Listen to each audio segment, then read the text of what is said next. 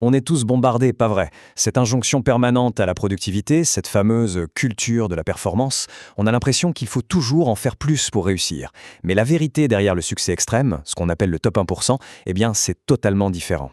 Dans ce décryptage, on va plonger au cœur de ce mythe et révéler ce qui fonctionne réellement, loin, très loin des clichés habituels. Le but aujourd'hui? Apporter une clarté totale, sans aucun filtre, sur une réalité vraiment fascinante et franchement parfois un peu dérangeante. Alors, ça soulève une question évidente. Qu'est-ce qui sépare véritablement ce fameux 1% des 99% restants? Si on écoute Internet, la réponse est simple, n'est-ce pas? On nous martèle que tout se joue dans des routines matinales parfaites, des objectifs ultra stricts et l'élimination de toute distraction avec ce fameux mode moine. C'est super séduisant comme histoire, ça nous donne l'illusion de tout contrôler. Mais la réalité, elle est infiniment plus complexe que ça. Et pour déconstruire ce mythe, il suffit d'une logique implacable. Si une action est commune, elle ne peut tout simplement pas produire des résultats exceptionnels. Avoir des objectifs? Mais tout le monde en a. Le facteur, la femme de ménage, ils font tous preuve d'une discipline quotidienne incroyable. Tout le monde essaie de limiter ses distractions.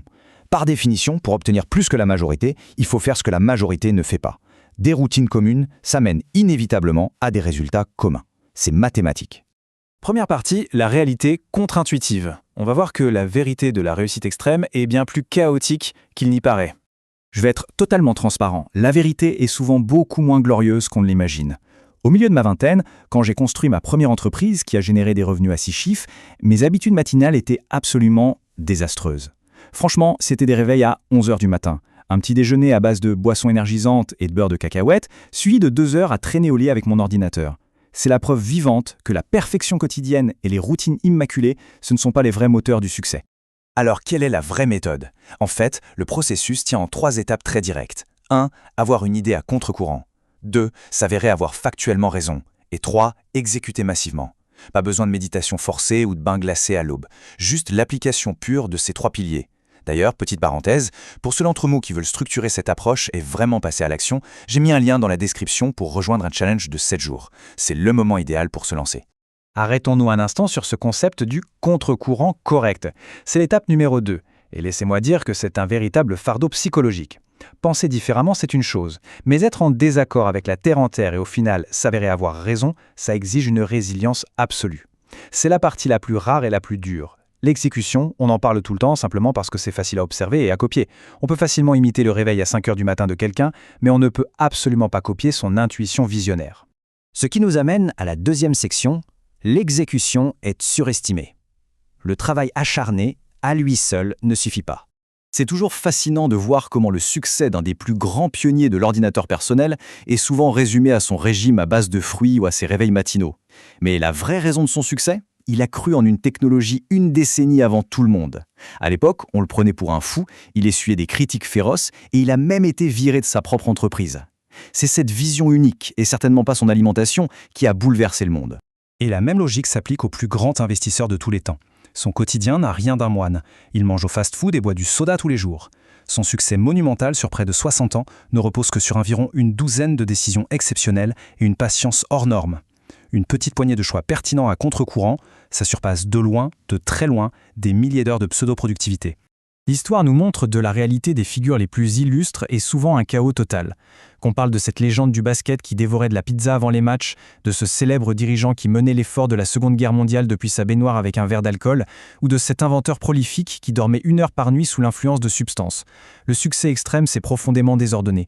On est à des années-lumière des petites routines de bien-être très à la mode aujourd'hui. Si je regarde mes propres résultats, sur une carrière de 15 ans qui m'a amené à vendre des millions de livres, le constat est bouleversant. 90% de mon succès provient de seulement 2 ou 3 décisions clés. Par exemple, le choix d'écrire un livre de développement personnel très direct, très cru, à une époque où tout le marché me disait avec certitude que la jeune génération n'en lirait jamais. L'exécution quotidienne, oui, elle est nécessaire, mais elle ne représente finalement que les 10% restants. Troisième et dernière partie, le prix du désaccord. L'isolement et le rejet qui accompagne inévitablement ce top 1%. On a souvent cette idée reçue qu'une vision novatrice va nous apporter une validation instantanée. Les gens vont applaudir, n'est-ce pas? La vérité, c'est un isolement social brutal. Je m'en souviens comme si c'était hier. En 2008, quand j'ai quitté mon emploi super stable pour me lancer dans le marketing numérique, ça a été l'incompréhension totale autour de moi. Certains de mes profs pensaient carrément que je basculais dans des trafics bizarres ou des trucs illégaux. Ce rejet, ces moqueries de notre propre entourage, c'est bien souvent le vrai prix d'entrée vers le sommet. Et accrochez-vous parce que ce chiffre donne le vertige, 99%. C'est le taux ahurissant d'idées à contre-courant qui finissent par un échec cuisant. Penser différemment, statistiquement, ça signifie presque toujours avoir tort. Pourquoi ? Parce que les générations passées ont généralement déjà essayé et ont échoué. C'est un chemin terrifiant, c'est solitaire et c'est jonché d'échecs inévitables. Penser contre la masse, c'est prendre un risque monumental. Et puis, il y a le piège psychologique ultime. Le succès extrême ne crée absolument pas de bonheur de base, pas du tout. Il se contente d'amplifier l'état émotionnel qu'on avait déjà. La colère s'intensifie, la dépression s'aggrave dramatiquement. Heureusement, les relations qui étaient déjà saines s'en trouvent renforcées.